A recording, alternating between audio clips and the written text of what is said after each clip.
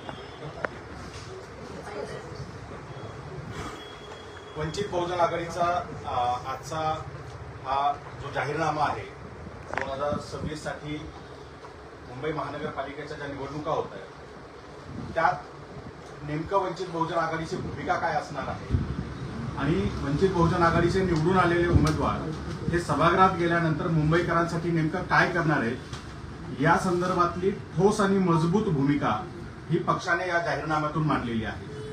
ज्या पद्धतीनं अनेक पक्षांचे जाहीरनामे येतात आणि ते रद्दीमध्ये ते गठ्ठे जातात, ना त्या पक्षाला त्याचं ध्यान राहतं, ना आठवण राहते, ना उमेदवारांना किंवा ना मतदारांना।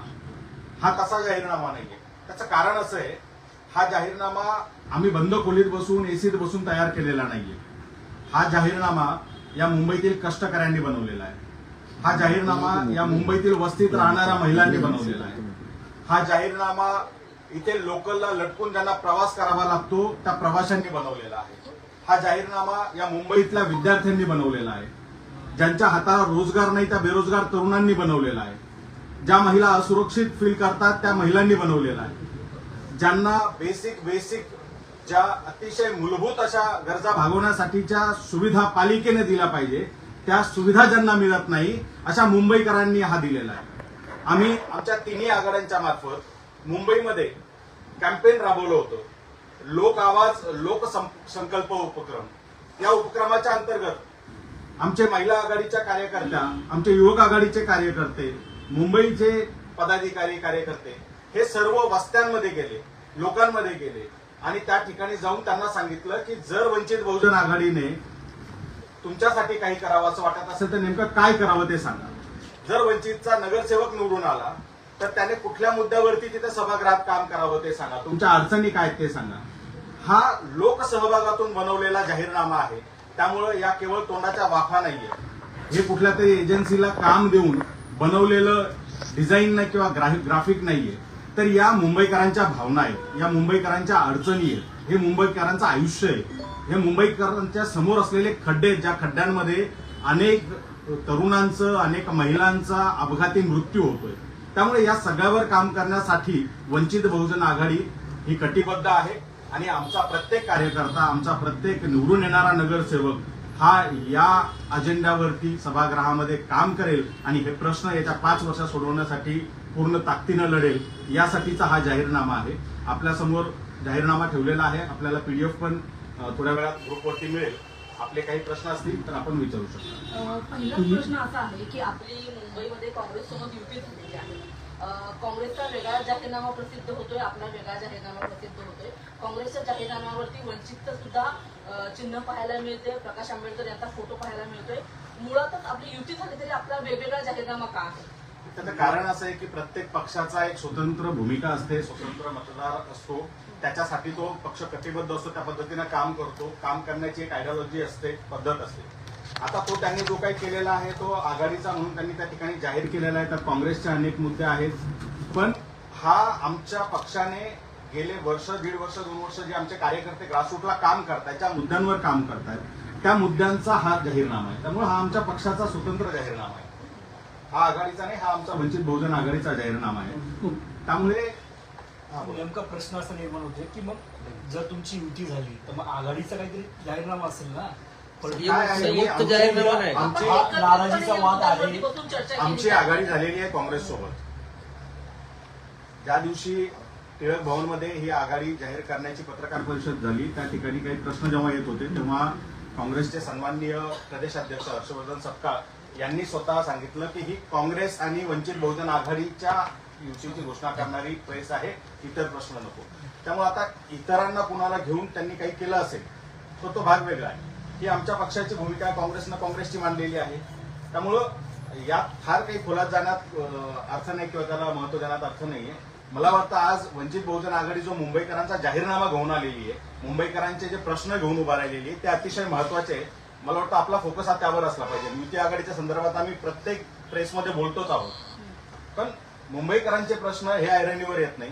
जे हायपोथेटिकल प्रश्न आहेत ते आणून उभा केले जातात. खान हवा की बाण हवा, आणि मग कोणी खान महापौर होईल का, मग परप्रांतीय होईल का, या सगळ्या प्रश्नांभोवती सगळी चर्चा ठेवली जाते. आणि इथल्या महिलांना राईट टू पीस सारखं कॅम्पेन राबवावं लागतं. तरी सुद्धा स्थानिक पातळीवरती, वस्तीच्या पातळीवरती किंवा प्रवासाच्या ठिकाणी शौचालयांची व्यवस्था साधी जर का पालिका करून देत नसेल तर 74,427 कोटीचा जो बजेट आहे, अर्थसंकल्प आहे, तो जातो कुठे नेमका? जर रस्त्यांवरचे खड्डेच बुजत नसतील, सातत्याने खड्ड्यांमध्ये गाड्या आदळून तरुणांच्या मणक्यांचे विकार होत असतील, अपघाती मृत्यू होत असतील, ट्रक खाली लहान मुलं लेकरं येऊन जर का मृत्यू पावत असतील, तर हा 74,000 कोटीचा खर्च जातो कुठे, हा आमचा सवाल आहे.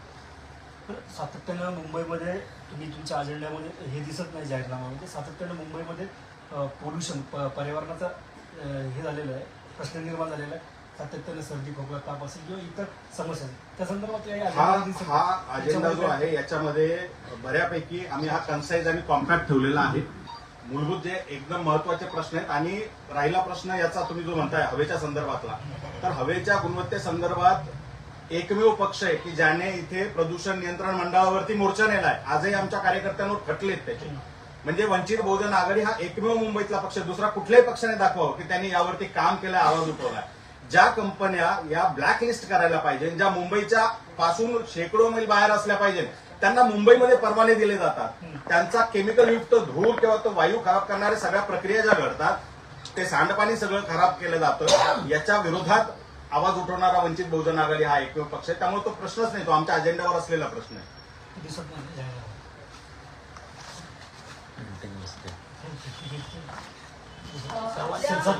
मी आणखी एक महत्वाची गोष्ट वाटतं की जाहीरनाम्यात एखादा मुद्दा, मोठा जाहीरनामा संक्षिप्त करताना राहू शकतो. हा मुख्य जो जाहीरनामा आलेला आहे तो सातत्याने लोकांच्या मध्ये चर्चा करून आलेल्या प्रश्नांचा जाहीरनामा आहे.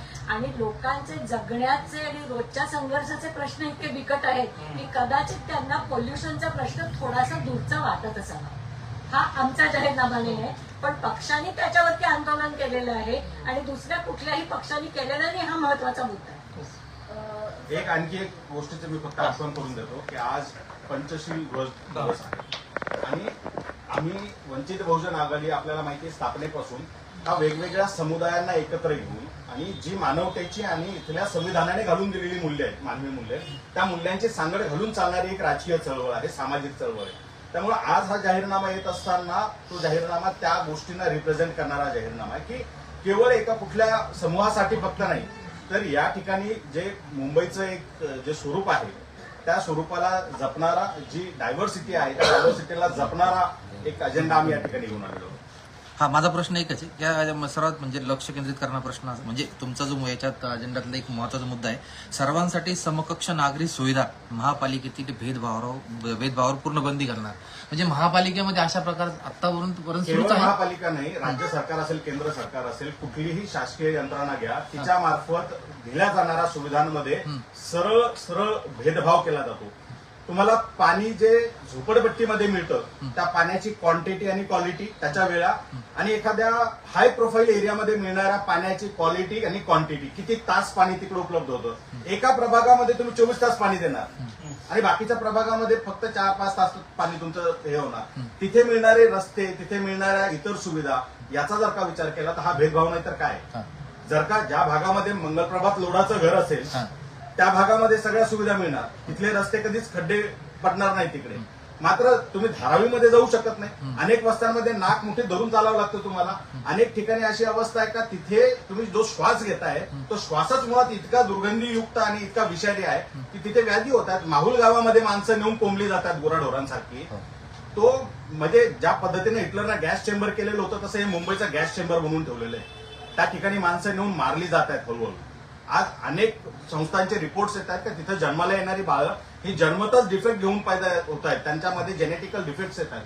हा काय प्रकार आहे. मुंबईसारख्या ठिकाणी देशाची आर्थिक राजधानी म्हणतो ज्याला, त्या ठिकाणी 74,427 कोटीचा जिथे अर्थसंकल्प वर्षाला मांडला जातो त्या ठिकाणी ही सगळी परिस्थिती जी आहे ती बदलण्यासाठी वंचित बहुजन आघाडी मैदानामध्ये आणि त्यामुळे हा जाहीरनामा आम्ही मांडतोय. अर्थात या जाहीरनाम्यामध्ये अतिशय प्रातिनिधिक स्वरूपात, इंडिकेटिव्ह स्वरूपातले हे सगळे मुद्दे आम्ही इथे घेतलेले आहेत. पण आमचा जो जाहीरनामा आहे तो दर दिवशीच्या आमच्या कार्यक्रमातून तुम्हाला दिसून येईल. मला एक पक्ष दाखवा जो मीटरच्या संदर्भात होणारे जे घोळ आहेत अदानीचे, त्या अदानीच्या ऑफिसवरती मोर्चा घेऊन गेला. एकटा वंचित बहुजन आघाडी आहे. सुजात आंबेडकरांच्या नेतृत्वात आम्ही अदानीच्या कार्यालयावर धडक दिली. झोपडपट्टीत राहणाऱ्या, ज्याच्या घरात फ्रीज नाही, ज्याच्याकडे एसी नाही, त्या माणसांना तुम्ही हजारो रुपयाची बिलं पाठवता आणि नंतर त्यांना धमक्या देता की आम्ही तुम्हाला जेलमध्ये टाकू आणि कोणी त्याची दखल घेत नाही त्या लोकांची. अशा शेकडो उदाहरणं आम्ही केसेस तयार केल्या आणि त्या घेऊन तिथे गेलेलो होतो. त्यामुळं या पद्धतीची जी लूट इथं सुरू आहे सगळे सामील झालेले आहेत. अख्खी धारावी इथं विकून टाकली आता अदानीला. त्यामुळे या सगळ्यांच्या विरोधात आम्ही लढतो. त्यामुळे आमचा अजेंडा व्हेरी क्लिअर आहे.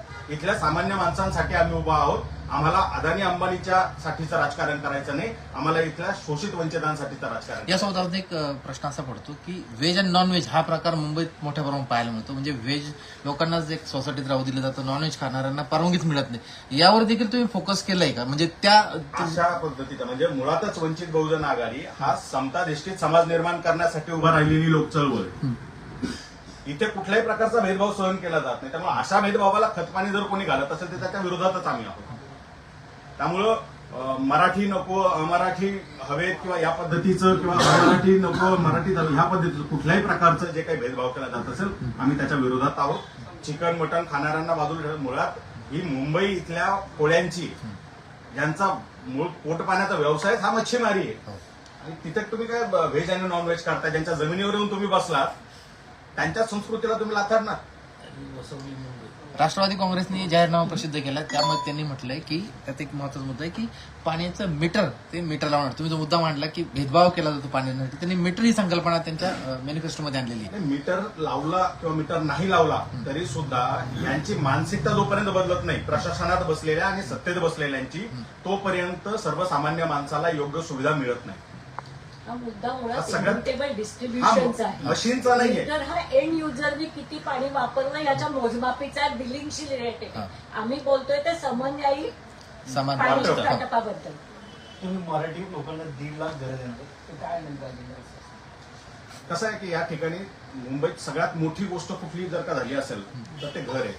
लोकांचं आयुष्य निघून जातं घराच्या पाठी ते स्वप्न पूर्ण करण्यामध्ये आणि इथे सरकारकडे सगळी यंत्रणा आहे हाताशी. मात्र ही यंत्रणा जर का बिल्डर दर्जीने असेल तर इथल्या मराठी माणसाला काय, अमराठी माणसाला काय, किंवा कुठल्याही राज्यातल्या माणसाला न्याय मिळणार नाही, घर मिळणार नाही. त्यामुळे आमची भूमिका आहे की आमच्या हातात सत्ता आली तर या यंत्रणेला आम्ही लोकाभिमुख करू आणि इथल्या माणसांना इथल्या जागेचं सुद्धा समन्यायी वाटप करू आणि आम्ही त्या ठिकाणी घरं वाटप करू किंवा घरं देऊ. इथे यंत्रणा मोठ्या प्रमाणामध्ये बिल्डर दार्जिनी झालेली आहे, धनिकांची बटीक झालेली आहे. अधिकारी आता आज इतकी मुजुरी आहे की कॅमेऱ्यावर जरी कोणी रेकॉर्ड केलं काही तरी फरक पडत नाही आम्हाला, आमचं कोणी बिघडवणार नाही, अशा मगरुरीमध्ये सत्ताधारी जगत आहेत. ते कुणालाही मोजायला तयार नाहीये. त्यामुळे यांचा माज, यांची मस्ती उतरवायची असेल तर वंचित बहुजन आघाडीसारखा एक पर्याय आता जनतेला निवडावा लागणार आहे आणि तो पर्याय जनतेने निवडावा यासाठीचा कॅम्पेनिंग आमचं जोरदार सुरू आहे. जनतेनं दिलेल्या प्रश्नांवरती आम्ही लढतोय हे लोकांपर्यंत पोहोचवण्यासाठीचा आजचा हा अजेंडा मी या ठिकाणी प्रकाशित केलेला आहे. मुंबईमध्ये तुमच्या नेमक्या किती जागा आहेत? कारण तुम्ही 62 जागा मागितल्या, मात्र तेवढं पूर्ण लढत नाही. नाही, आता त्या बाबतीत खूप वेळा बोलून झालंय, पण मी तुम्हाला सांगतो आमचा फायनल आकडा आहे. वंचित बहुजन आघाडी ही 50 जागांवरती लढते. त्या 50 पैकी 45 जागा ज्या आहेत त्या काँग्रेस सोबत आघाडीतल्या आहेत. 5 जागा ज्या आहेत त्या मैत्रीपूर्ण लढतीच्या जागा आहेत. बाकी इतर ठिकाणी काँग्रेस लढतंय, त्या ठिकाणी काँग्रेस सोबत आम्ही काम करतोय. 50 जागांवरती वंचित बहुजन आघाडी लढते. परंतु एक संयुक्त पत्रकार परिषद मुंबई काँग्रेस सोबत होणार होती, ती काही झालेली दिसत नाही. काय या संयुक्त पत्रकार परिषदेत टिळक भवनमध्ये तर आघाडी जाहीर केली आम्ही. आता हे काम करायचे दिवस आहेत. पत्रकार परिषदा घेत बसलो तर कसं होणार? त्यामुळे त्यांच्याकडनं त्यांच्या पद्धतीनं ते मीडियासोबत कम्युनिकेट करताय, आम्ही आमच्याकडनं करतोय. आज तुम्ही जर बघितलं असेल तर कुठलाही पक्ष अजून रस्त्यावर उतरलेला नाही. बाळासाहेबांच्या 7 सभा मुंबईमध्ये झालेल्या आहेत, संयुक्त सभा झालेल्या आहेत. नसीम खान बाळासाहेबांसोबत तिथं मंचावर होते. प्रत्येक सभेला त्या भागातले काँग्रेसचे उमेदवार घेऊन एकत्र करून आम्ही सभा करतोय आणि दोन्ही पक्षाच्या उमेदवारांचा प्रचार या ठिकाणी जोरात सुरू आहे. त्यामुळं आमचा फोकस आहे की प्रत्येक मतदारापर्यंत पोहोचणं, डोर टू डोर जाणं आणि त्यांच्यापर्यंत चिन्ह आणि पक्षाचं नाव आणि उमेदवाराचं नाव पोहोचवणं ही. कारण आमच्याकडे आता काय मशीन हॅक करायची यंत्रणा आमच्याकडे नाहीये किंवा निवडणुकीच्या आदल्या रात्री करोडो रुपये घेऊन जायचं आणि 5,000 आणि 10,000 रुपये प्रतिमत या पद्धतीनं खरेदी यंत्रणा पण आमच्याकडे नाहीये. त्यामुळे आम्हाला मेहनत घ्यावी लागणार आहे, आम्हाला लोकांपर्यंत पोहोचावं लागणार आहे. त्यावर आम्ही जास्त फोकस करतो. आपल्या वचननाम्यामध्ये मुंबईतल्या रस्त्यांबद्दलचा कुठे उल्लेख पाहायला मिळत नाही. याबद्दल आपलं काही अपडेट झालाय का, चर्चा झाली? ताईंनी जसं सांगितलं की हा अतिशय संक्षिप्त करून मांडलेला आहे, कारण ठळक महत्वाचे मुद्दे लोकांपर्यंत पोहोचावेत. नाहीतर असं होतं की आमचे जे अजेंड्यावरचे मुद्दे ज्यावर सातत्याने पक्ष काम करतो तर ते पुस्तक तयार होईल, तर ते पत्रकार पण वाचणार नाहीत, लोक तर लांब राहिले. त्यामुळे आम्ही ठळक महत्वाचे मुद्दे या ठिकाणी घेऊन आलोय. आज हा जाहीरनामा प्रकाशित होतो, यातले मुद्दे आहेतच. मात्र इथून पुढे दर दिवशी आमच्या पक्षाच्या पेजवरती ज्या मुद्द्यांवर, जे यातही नसतील, ज्या मुद्द्यांवर काम करणारे दर दिवशी 5 ते 10 नवे मुद्दे हे तुम्हाला आमच्या पक्षाच्या हँडल्सवरती, सोशल मीडियावरती आलेले दिसतील, जे जनतेपर्यंत आम्ही घेऊन जाणार आहोत. काँग्रेसने आपल्या जाहीरनाम्यामध्ये एसटी आणि एससी वर्गासाठी 5% निधी राखीव ठेवणार अशा पद्धतीचा एक नमूद केलेला आहे मुद्दा. तुम्हाला काय वाटतं? कशासाठी ठेवणार ते? एससी आणि एसटी वर्गासाठी 5% हा निधी राखीव ठेवणार. पालिकेच्या एकूण बजेटपैकी, तर ते तुम्हाला कितपत आम्ही 10% ठेवणार असं सांगितलं. हा, म्हणजे थोडं तुम्हाला शक्य हा, आता वाटतं? दोघं मिळून आलं तर 15% होईल. बरं, तुमच्या अजेंडामध्ये एक महत्वाचं गैर अधिकृत कामकाजासाठी लोकांसाठी सन्मानजनक उपजीविका आपण त्यांना प्रोफेशनल्स म्हणतो, जसं आता आपण पत्रकार मंडळी हा. आहोत, तर आपल्याला एक समाजामध्ये प्रतिष्ठा आहे, हा. सीए, डॉक्टर, हा. वकील असं. मात्र एखादा हातगाडी चालवणार आहे, पंक्चर काढणार आहे, त्याला समाजात प्रतिष्ठाही नाही, यंत्रणा त्याची दखलही घेत नाही आणि तो माणूस म्हणून त्याला वागणूकही दिली जात नाही. त्याला सन्मानजनक पद्धतीने वागवल्या जावं यासाठीची जी गोष्ट सरकार म्हणून किंवा लोकल सेल्फ गव्हर्नमेंट म्हणून करणं अपेक्षित आहे, त्या सगळ्या गोष्टी आम्ही करणार आहोत. आता विस्तृत तिथं मांडणं शक्य नाही म्हणून आम्ही संक्षिप्त स्वरूपात तितकं सांगितलंय या पद्धतीनं. मात्र अनेक योजना आमच्याकडे त्या पद्धतीच्या आहेत. अनेक कार्यकर्ते जे म्हणजे त्या क्षेत्रात काम असंघटित करणार कामगार, आहेत. थोडक्यात असंघटित जे काम आहे त्यांना तुम्ही सामावून घेणार वेगळ्या पद्धतीने आणि घरकाम करणाऱ्या महिला त्या ठीक. तुम्ही समज आता यात एसआरएचा एक सगळ्यात मुंबईमध्ये आता नवीन सगळ्याच मोठ्या मेट्रो सिटीजमध्ये जो प्रश्न निर्माण झालेला आहे ते अत्यंत मोठा तरुण वर्ग, बेरोजगार तरुण वर्ग हा गिग वर्कर म्हणून काम करतो. आणि आता ऑलरेडी अर्बन कंपनीच्या बाबतीत पुण्यातल्या स्त्रियांनी त्यांच्या विरुद्ध आंदोलन केलं होतं. त्या सगळ्या पार्श्वभूमीवरती गिग वर्कर्सचा सुद्धा एक प्रश्न घेणार आहे. पण जसं सिद्धार्थ मोकळे म्हणाले तसं प्रत्येक मुद्दा केला तर ही 70-80 पानी पुस्तिका झाली असती, त्यामुळे त्यांना जागेच्या मर्यादा होत्या.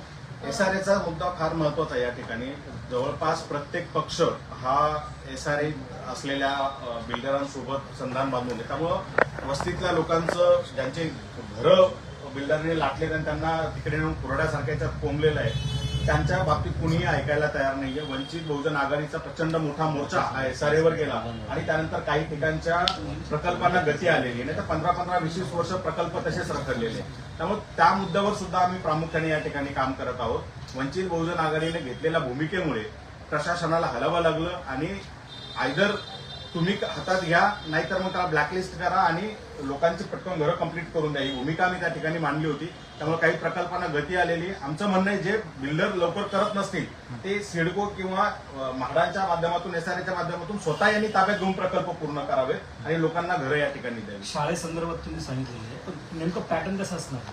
मुंबईमधल्या काही शाळा आहेत जवळपास 10 वर्षापासून काही शाळा बंद झालेल्या आहेत तुमच्या अजेंड्यामध्ये पण सध्या तुमचा पॅटर्न कसा असणार? आता आदित्य ठाकरेनं पब्लिक स्कूल केलं होतं BMCचं नवीन रूपांतर नाही केलं. होतं ना, काय होतं माहितीये का आपल्याकडे ना नावं बदलायचं एक हे पॅटर्न आहे ना. म्हणजे आता ते तिकडे जसं योगी आदित्यनाथ वेगवेगळ्या याची नावं बदलतं तसं इकडे फक्त त्याला पब्लिक स्कूल म्हणा किंवा प्रायव्हेट स्कूल म्हणा. माझं म्हणणे त्याची गुणवत्ता सुधारली का? त्या शिक्षणाची गुणवत्ता सुधारली आहे का? ठाकरेंच्या कुटुंबातली मुलं पुढच्या पिढ्या या BMCत शिकतायत का?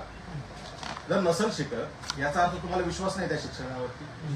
तुम्ही ज्या पद्धतीनं मार्केटिंग करताय त्याचं आम्ही कौतुक करतो. तुम्हाला मार्केटिंगचं स्किल खूप चांगलं जमलंय पण त्याने जनतेच्या आयुष्यात काही फरक पडतोय का? शिक्षणात बदल होतोय का? त्यामुळे शिक्षणाची गुणवत्ता आणि शिक्षणाची उपलब्धता या दोन्ही गोष्टी महत्वाच्या आहेत. तर बंद पडलेल्या ज्या शाळा आहेत त्या पुन्हा सुरू केल्या जातील आणि दर्जेदार गुणवत्तापूर्ण शिक्षण हे या ठिकाणी दिलं जाईल ही आमची भूमिका आहे. आणि पहिलीपासून तिथे मराठी आणि इंग्रजी दोन्ही भाषा शिकवल्या जातात हे त्यातलं वैशिष्ट्य आहे.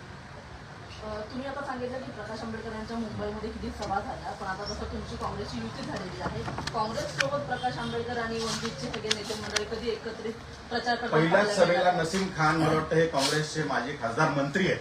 म्हणजे आता मुंबई ते अध्यक्षांसोबत- सुरुवातच पहिली सभाच नसीम खान सोबत झाली. आता ते काँग्रेसचे नाही तर कुणाचे आहेत? मुंबई अध्यक्षांसोबत म्हणजे झाली की संयुक्त सभा झाली ना. संयुक्त सभा झाली. नसीम खान हे काँग्रेसचे नाही आहेत का? कंटिन्यू होत ते नाही. नेते नाही आहेत का? काही कंटिन्यू तुम्ही बाळासाहेबांच्या सगळ्या सभांचं आमच्या चॅनलवर असलेलं नॉट फॉर द बघा. पण अगदी प्रॅक्टिकली एक विचार होता. एकूण महाराष्ट्रातल्या सगळ्या महानगरपालिकांचं निवडणूक चालू आहे आणि प्रकाश आंबेडकरांना काय किंवा काँग्रेसच्या प्रदेशाध्यक्षांना काय संपूर्ण महाराष्ट्रात फिरायचं आहे. त्याची एकत्रित सांगड फक्त मुंबईसाठी करणं खूप कठीण आहे. मला एक प्रश्न आहे की ज्यावेळेस काँग्रेसचा अजेंडा जाहीरनामा प्रसिद्ध करायचा होता त्यावेळेस ते तुमचं बोलणं झालं होतं का की एकत्रितपणे आपण जाहीरनामा प्रसिद्ध करू किंवा आता कसं आहे मी पहिल्या दिवसापासून म्हणतो काही गोष्टींच्या बाबतीमध्ये की त्या फार त्यांना महत्व देऊन तिकडं आम्हाला हे करायचं नाही. आमचा फोकस आहे 2 पक्ष एकत्र कशासाठी आले तर ती लढाई जिंकायसाठी आलेले आहेत. त्यामुळं अशा काही गोष्टींमध्ये जाऊन ते कसं आता वेगळं आहे कसं फाटलंय कसं वगैरे ह्या सगळ्या गोष्टींमध्ये काही अर्थ नाही. तो मसाला काँग्रेसवाले देणार नाही आम्ही देत नाही. बऱ्यापैकी गोंधळाचं वातावरण आहे असं चित्र पाहायला मिळतं कारण की ज्या जागा दिल्या होत्या त्याचा तुम्ही माघारी दिल्या पुन्हा काही अशा जागा आल्या जिथे दोन्ही पक्षाचे उमेदवार आहेत. तुम्ही म्हणत आहात की ही मैत्रीपूर्ण लढत आहे पण याच्यातून गोंधळ असला तर चित्र जाताना पाहायला मिळतं. कसं आहे हा गोंधळ फक्त काँग्रेस आणि वंचितच्या संदर्भात झालेला आहे का? म्हणजे महाराष्ट्रात जो अभूतपूर्व गोंधळ चालू आहे त्याच्या अगोदर जर आमची टक्केवारी काढली तर 1% खाली होता आमच्यातला गोंधळ. कारण आम्ही कार्यकर्त्यांना न्याय देण्यासाठी काम करतो. आमच्याकडं बहुसंख्यानं कार्यकर्त्यांना आम्ही न्याय देण्याचा आता ज्या ठिकाणी 4-4, 5-5 कार्यकर्त्यांचा क्लेम होता 4 जण नाराज होतील एकालाच कुणाला तरी तिकीट देणं शक्य होतं. त्या पद्धतीने देऊन आम्ही ते सगळं केलंय. जागा वाटपामध्ये मी प्रत्येक प्रेसमध्ये म्हणतो की लास्ट मिनिट पर्यंत काही एक्सरसाइजेस चालतात मात्र जाहीर करणं गरजेचं होतं. त्यामुळे काही एकमत झालेल्या जागा आम्ही जाहीर करून टाकल्या. आम्ही एकत्र आलो आणि बाकी अंतर्गत बोलणी आमची सुरू होती. आता 2 पक्ष एकत्र येऊन लढतात म्हणल्यावर आम्हाला दर तासाला एकमेकांना कम्युनिकेट करावं लागतं काय चाललंय कुठे चाललंय कसं करायचं. त्यामुळे हे शेवटपर्यंत चालूच राहणार आहे. जोपर्यंत आमचा महापौर बसत नाही तोपर्यंत या चर्चा होतच राहणार आहे. महापौर बसेल अशी तुम्हाला पूर्ण अगदी महापौर बसवासाठीच आम्ही लढायला उतरलेलो. या लढाईमध्ये आम्ही आलोच एकत्रतासाठी आहोत की दोघं पक्ष मिळून एकत्र जर आपण लढलो तर आपल्या आघाडीचा महापौर आपण मुंबईमध्ये बसू शकतो. यापूर्वीही बसवलेला आहे. आपल्या सगळ्यांचे मनपूर्वक आभार आणि आमच्या अजेंडाला खूप चांगली प्रसिद्धी आपण द्याल. आपल्या सर्व दर्शकांपर्यंत घेऊन जाल ही विनंती ही अपेक्षा. आणि आजच्या या प्रकाशन सोहळ्यासाठी इतक्या व्यस्त याच्यात अंजलीताईंनी वेळ काढून मुंबईला वेळ द्या त्याबद्दल मी ताईंचे आभार मानतो. धन्यवाद. PDF फाईल आपण पाठवू ना मी सगळ्यांना. PDF ग्रुपला टाकतो सगळ्यांना. Thank you very much. Thanks sir. आणि एक विनंती आमच्या अतिशय तरुण 24 कार्यकर्त्या या निवडणुकीमध्ये उमेदवार म्हणून उतरलेल्या आहेत. 24 महिला 24 महिला 50 पैकी आणि आणि 26 पुरुष. वंचित बहुजन आघाडीच्या उमेदवारांचे एक एक तरुण आहेत वैशिष्ट्य सर्व. नक्की आहे की सगळे उमेदवार हे अतिशय तरुण त्याच्यामध्ये उतरलेले आहेत आणि जिद्दीने लढतात. त्यामुळे तुमच्या हातात बरीच ताकद आहे ती थोडीशी या सगळ्यांच्या पाठीमागे उभी करावी. प्रामाणिक कार्यकर्ते आहेत, कुठलंही बॅकग्राऊंड नसलेले कार्यकर्ते आहेत चळवळीचे, त्यामुळे ते आता इतक्या ताकदीने हिमतीनं लढताय, तर आपल्या सगळ्यांची त्यांना जर साथ मिळाली, बळ मिळालं, तर त्या लढाईमध्ये त्यांना जिंकणं सोपं होईल. Thank you very much.